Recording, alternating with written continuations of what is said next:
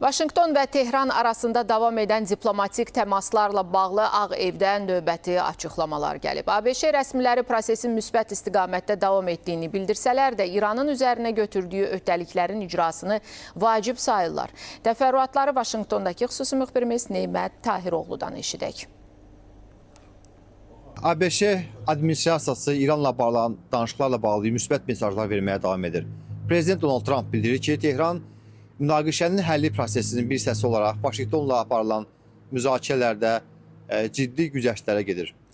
Konqresdə jurnalistlərin suallarını cavablandıran Trump danışıqların ümumi gedişatını müsbət qiymətləndirərək prosesin hazırda yaxşı istiqamətdə davam etdiyini deyibdir. Prezident əlavə edib ki, tərəflər arasında əldə olunan nəticələrin necə inkişaf edəcəyini isə zaman göstərəcəkdir. Bu arada ABŞ-nin dövlət katibi Marco Rubio da İranla bağlı açıqlama veribdir. Küveytdə jurnalistlərə danışan Rubio bildirir ki, Tehran Beynəlxalq Atom Enerjisi Agentliyinin müfəttişlərinin ölkəyə mümkün qədər tez qayıtmasına icazə verməlidir.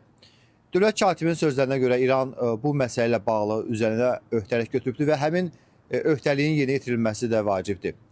Rubio vurğulayır ki, beynəlxalq müşahidə və yoxlama mexanizmlərinin işlənməsi gələcək razılaşmaların icrası baxımından mühüm əhəmiyyət daşıyır. Vaşinqton hesab edir ki, Beynəlxalq Atom Enerjisi Agentliyinin müfəttişlərinin fəaliyyətinin bərpası İranın üzərinə götürdüyü öhdəliklərə əməl edib etmədiyinin qiymətləndirilməsi üçün vacib addımlardan biridir.